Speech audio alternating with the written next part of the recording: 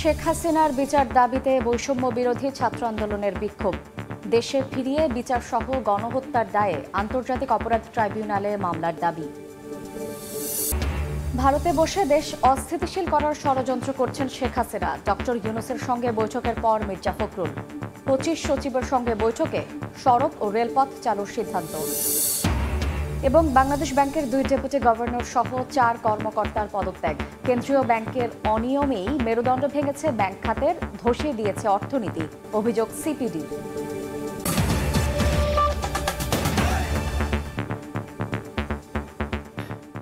জনপদের সময়ের সঙ্গে আছে আমি শায়লা রহমান ইমা।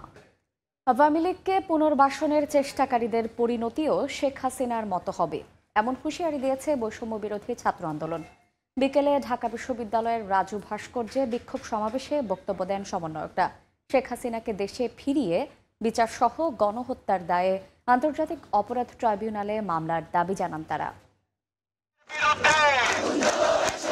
আবারও রাজু ভাস্কর্যের সামনে শিক্ষার্থীরা। তবে এবারে জমায়েত ছাত্র আন্দোলনে হারানো সহযোদ্ধাদের হত্যার বিচার দাবিতে। পদত্যাগ করা প্রধানমন্ত্রী শেখ হাসিনার বিচারের জন্য আন্তর্জাতিক অপরাধ ট্রাইব্যুনালে মামলা দায়েরের দাবি জানানো হয় সমাবেশ থেকে।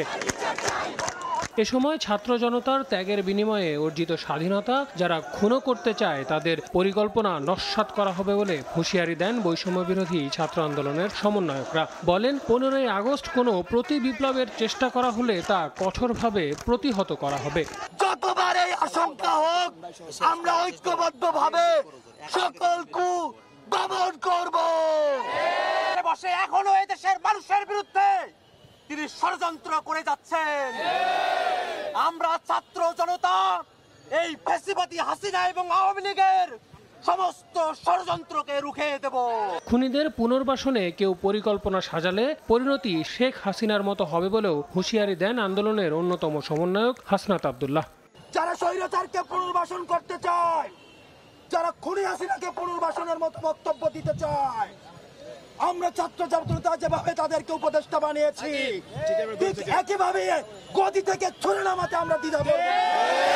সমাবেশ শেষে বিক্ষোভ মিছিল নিয়ে ঢাকা বিশ্ববিদ্যালয় ক্যাম্পাস প্রদক্ষিণ করে শিক্ষার্থীরা। এর আগে সকালে রাষ্ট্র সংস্কারের 7 দফা দাবি নিয়ে তারা অবস্থান নেন প্রধান উপদেষ্টার বাসভবন যমুনার সামনে। আল আমিন তুষার, সময় সংবাদ, ঢাকা। এর আগে দলকে নষ্ট না করে পুনর্গঠনে মনোযোগী হতে আওয়ামী লীগ নেতাকর্মীদের পরামর্শ দেন স্বরাষ্ট্র উপদেষ্টা। বিশৃঙ্খলা বা পাল্টা বিপ্লব করতে গেলে পরিণতি ভালো হবে না বলেও হুঁশিয়ারি দেন তিনি। এছাড়া 7 দিনের মধ্যে থানায় অবৈধ অস্ত্র জমা না দিলে কঠোর ব্যবস্থা নেওয়া হবে বলেও জানান উপদেষ্টা। নেক্সট সোমবারের মধ্যে ওয়েপন ফেরত আসতে হবে। আর যদি না আসে, আমরা ওয়েপন হান্টে যদি কাউকে পাই তাহলে তার বিরুদ্ধে 2টো চার্জ লাগবে, এবং আমি জানি না এটা যাবজ্জীবন হবে কি হবে বলতে পারবো না। নিজেরা না দেন, কারোর মাধ্যমে দেন, না হলে আমরা হান্টিং শুরু করব। গণমাধ্যমের সঙ্গে আলাপকালে সদ্য ক্ষমতাচ্যুত দল আওয়ামী লীগ নিয়েও মন্তব্য করেন শাখাওয়াত হোসেন। এদেশের পাবলিক এখনও আপনাদের গ্রহণ করতে আসেনি। আমি বরং মনে করি আপনারা আপনাদের পার্টি রিঅর্গানাইজ করেন। এই পার্টির অনেক অবদান আছে বাংলাদেশে, এটা আমরা ডিনাই করতে পারি না। অনুরোধ করছি, প্ররোচনায় আসেন না। এদিকে দুপুরে সচিবালয়ে হিন্দু মহাজোটের নেতারা সাক্ষাৎ করেন স্বরাষ্ট্র উপদেষ্টার সঙ্গে। এ সময় হিন্দুদের বাড়িঘরে হামলা ও অগ্নিসংযোগের বিষয়ে তাদের দেয়া সব দাবি মন্ত্রিসভার বৈঠকে আলোচনা করে ব্যবস্থা নেওয়ার আশ্বাস দেন উপদেষ্টা। এছাড়া আগামী দুর্গাপূজায় অন্তত 3 দিন ছুটি দেওয়ার দাবি বিবেচনায় নেওয়া হবে বলেও জানান তিনি। দাবি দেওয়া যতগুলো দিয়েছেন সেইগুলো নিয়ে আমরা আমাদের ক্যাবিনেট মিটিং যখন হবে আলোচনা করব। আসন্ন জন্মাষ্টমী উপলক্ষে সারা দেশে নিশ্চিদ্র নিরাপত্তা নেওয়া হবে বলেও জানান স্বরাষ্ট্র উপদেষ্টা। আমার কি অ্যাকশন নেব সেটা বলে দিলাম। ফারুক ভিয়া, রবিন, সময় সংবাদ, ঢাকা। ভারতে বসে দেশ অস্থিতিশীল করার ষড়যন্ত্র করছেন শেখ হাসিনা, এমন অভিযোগ করেছেন বিএনপির মহাসচিব মির্জা ফখরুল ইসলাম আলমগীর। ছাত্র জনতার গণ অভ্যুত্থান এবং অন্তর্বর্তী সরকারকে বিতর্কিত করার চক্রান্ত চলছে বলে দাবি তার। বিকেলে প্রধান উপদেষ্টা ডক্টর মোহাম্মদ ইউনূসের সঙ্গে বৈঠক শেষে একথা বলেন বিএনপি মহাসচিব।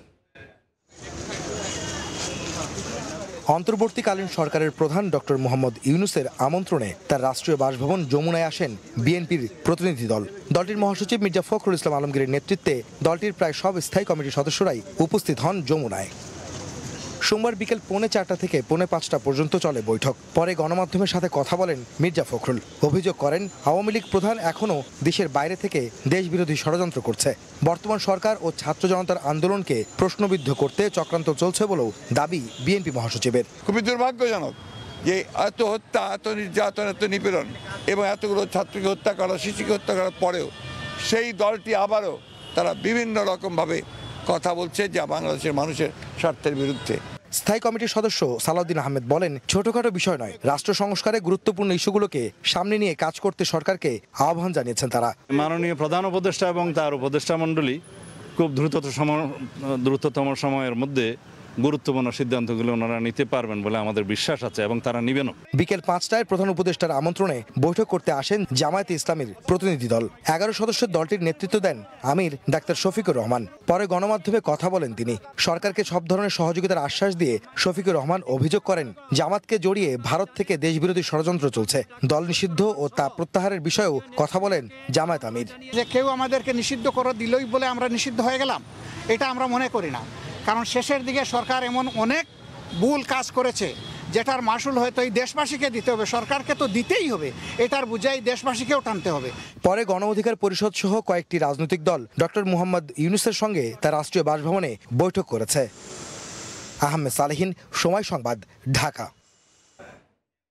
বাংলাদেশের পরিস্থিতিতে বাইরের কারো হাত নেই বলে জানিয়েছেন পররাষ্ট্র উপদেষ্টা তৌহিদ হোসেন। গণ অভ্যুত্থানের মুখে পদত্যাগ করে শেখ হাসিনা ভারতে অবস্থান করলেও দেশটির সঙ্গে বাংলাদেশের দ্বিপাক্ষিক সম্পর্কে কোনো সমস্যা হবে না। রাষ্ট্রীয় অতিথি ভবন পদ্মায় দেশের চলমান পরিস্থিতি নিয়ে কূটনীতিকদের সঙ্গে বৈঠক শেষে সাংবাদিকদের একথা বলেছেন উপদেষ্টা। একজন যদি কোনো এক দেশে গিয়ে থাকে তাতে করে সেই দেশের সাথে সম্পর্ক নষ্ট হবে কেন? তাতে কোনো কারণ নেই। দুই পক্ষের স্বার্থ আছে, বাংলাদেশে ভারতের স্বার্থ আছে, ভারতে আমাদের স্বার্থ আছে, কাজে আমরা সেই স্বার্থকে ফলো করবো এবং আমাদের সুসম্পর্ক বজায় রাখার সবসময় চেষ্টা করবো। তার সাথে যে ধরনের চুক্তি আছে, যে কমিটমেন্ট আছে বাংলাদেশের বিভিন্ন ক্ষেত্রে, আন্তর্জাতিক পর্যায়ে, বাইলেটারাল পর্যায়ে, সেগুলি কিন্তু যে কমিটমেন্ট বাংলাদেশ করেছে সেই কমিটমেন্ট অবশ্যই আমাদেরকে রক্ষা করতে হবে।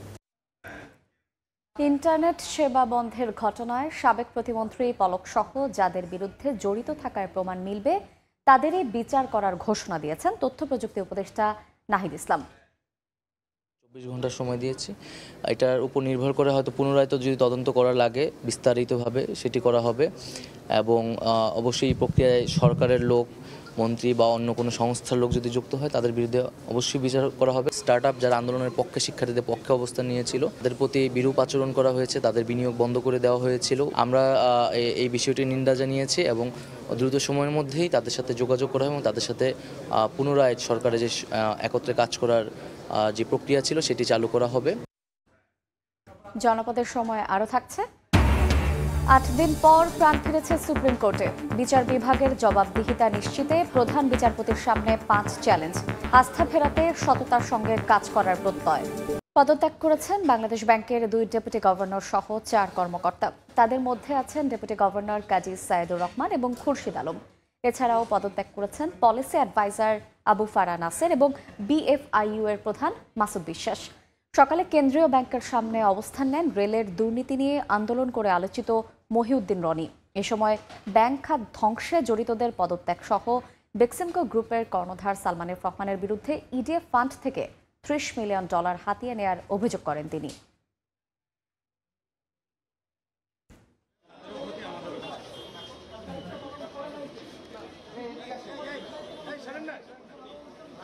অবৈধ বোর্ড মিটিংয়ের মাধ্যমে সময় টেলিভিশনের এমডি এবং সিইওকে অপসারণের খবর ছড়াচ্ছে একটি মহল, যা আদৌ সত্য নয়। সময় টেলিভিশনের লাইসেন্স বর্তমান এমডির নামে, সুতরাং তাকে অপসারণ করার কোনো সুযোগ নেই। 2009 সালের মে মাসে সময় মিডিয়া লিমিটেড গঠনের জন্য জেলা প্রশাসক কার্যালয়ে আবেদন করেন বর্তমান ব্যবস্থাপনা পরিচালক। সেই বছরের সেপ্টেম্বরে মোট 10টি টেলিভিশন চ্যানেল লাইসেন্স পায়, সময় তার মধ্যে একটি। লাইসেন্স হয় বর্তমান এমডি আহমেদ জোবায়েরের নামে। গঠিত হয় সময় মিডিয়া লিমিটেড নামে একটি কোম্পানি। এক পর্যায়ে প্রতিষ্ঠানটিতে বিনিয়োগকারী হিসেবে যুক্ত হয় দেশের স্বনামধন্য শিল্প গ্রুপ সিটি গ্রুপ। লগ্নিকারক হিসেবে তারা বি গ্রুপের শেয়ার হোল্ডার, আর উদ্যোক্তা হিসেবে আহমেদ জোবায়ের এবং অন্যান্যরা এই গ্রুপের শেয়ার হোল্ডার। এ গ্রুপ ও বি গ্রুপের যৌথ স্বাক্ষরে সকল ব্যাংক হিসাব পরিচালিত হয়, কিন্তু বর্তমান প্রেক্ষাপটে এমডির উপস্থিতি এবং অবহিত করা ছাড়াই একটি বোর্ড মিটিং ডেকে আহমেদ জোবায়েরকে অপসারণের খবর ছড়িয়ে দেওয়া হয়, যেটিকে অবৈধ মনে করছে সময় মিডিয়া লিমিটেডের কর্তৃপক্ষ। বিষয়টি একজন উপদেষ্টার নজরে আনা হলে তিনি জানান, বর্তমান অন্তর্বর্তী সরকারের আমলে চর দখলের মতো কোনো জবরদস্তিমূলক কাজ করা যাবে না। দু একদিনের মধ্যে সরকারের সব কার্যক্রম স্বাভাবিক ও আরও গতিশীল হলে এসব জবরদখল চেষ্টার বিরুদ্ধে কঠোর ব্যবস্থা নেওয়া হবে বলেও জানান উপদেষ্টা। এদিকে শিগগিরই কোম্পানির এ গ্রুপ আইনি পদক্ষেপে যাবে। বিগত বছরগুলোতে ন্যায় বিচারের মূল্যবোধকে নষ্ট করা হয়েছে বলে মন্তব্য করেছেন নবনিযুক্ত প্রধান বিচারপতি সৈয়দ রেফাত আহমেদ। তিনি বলেছেন, ছাত্র জনতার সীমাহীন আত্মত্যাগ, মহাজাগরণ এবং অভ্যুত্থানের মাধ্যমে স্বাধীনতা অর্জিত হয়েছে। সোমবার দেশের 25তম প্রধান বিচারপতি সৈয়দ রেফাত আহমেদকে রীতি অনুযায়ী সংবর্ধনা দেয় অ্যাটর্নি জেনারেল কার্যালয় ও সুপ্রিম কোর্ট আইনজীবী সমিতি। এ সময় প্রধান বিচারপতির কাছে সিন্ডিকেট মুক্ত বিচার বিভাগ ও জাতির জন্য ন্যায় বিচারের প্রত্যাশা করেন অ্যাটর্নি জেনারেল। পরে প্রধান বিচারপতি আরও বলেন, সততা, দক্ষতা ও নিষ্ঠার সঙ্গে অর্পিত দায়িত্ব পালন করবেন তিনি।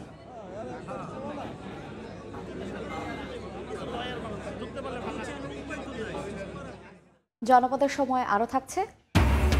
বৈরী আবহাওয়ায় গভীর সাগরে যেতে পারছেন না জেলেরা। ভরা মৌসুমেও দেখা নেই রূপালী ইলিশের। বিপাকে পটুয়াখালীর মৎস্যজীবী ও ব্যবসায়ীরা। পুলিশ স্বাভাবিক কার্যক্রম শুরু করলে ব্যারাকে ফিরবে সেনাবাহিনী। খুলনায় আর্মি ক্যাম্প পরিদর্শন শেষে একথা বলেন সেনাপ্রধান জেনারেল ওয়াকারুজ্জামান। তিনি বলেন, দেশের আইনশৃঙ্খলা পরিস্থিতির উন্নতি আশাব্যঞ্জক। পরিস্থিতির আরও উন্নতি হলে সব নিয়মিত বাহিনী সন্ত্রাস দমনে অভিযান পরিচালনা করবে।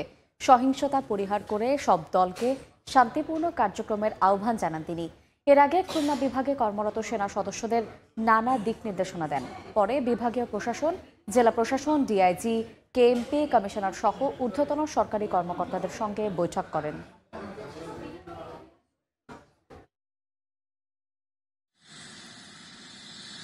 পুলিশ ফোর্সকে বিভিন্ন থানায় তাদেরকে আবার কর্মক্ষম কার্যক্রম করে গড়ে তোলা, পুলিশ যেন আবার অ্যাক্টিভ হয়, এটার জন্য আমরা প্রোটেকশন দিচ্ছি তাদেরকে। পুলিশ ফোর্স যখন আবার সুন্দরভাবে তাদের কার্যক্রম শুরু করবে, তখন আমরা সেনানিবাসে ফেরত যাব। ভরা মৌসুমেও ইলিশের দেখা মিলছে না সমুদ্রে। বৈরী আবহাওয়ার কারণে গভীর সাগরে যেতে পারছেন না পটুয়াখালীর জেলেরা। 65 দিনের নিষেধাজ্ঞা শেষে 23 জুলাই থেকে জেলেরা সাগরে নামলেও জালে ধরা পড়ছে না কাঙ্ক্ষিত ইলিশ। এতে বিপাকে পড়েছেন মৎস্যজীবী ও ব্যবসায়ীরা। এদিকে মৎস্য অবতরণ কেন্দ্রগুলোতে ইলিশের সরবরাহ কম থাকায় দামও বেশ চড়া।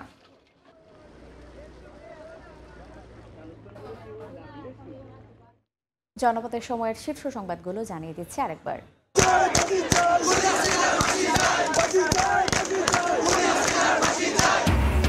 শেখ হাসিনার বিচার দাবিতে বৈষম্য বিরোধী ছাত্র আন্দোলনের বিক্ষোভ।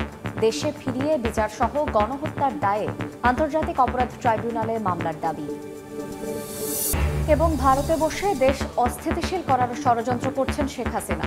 ডক্টর ইউনূসের সঙ্গে বৈঠকের পর মির্জা ফখরুল। 25 সচিবের সঙ্গে বৈঠকে সড়ক ও রেলপথ চালুর সিদ্ধান্ত।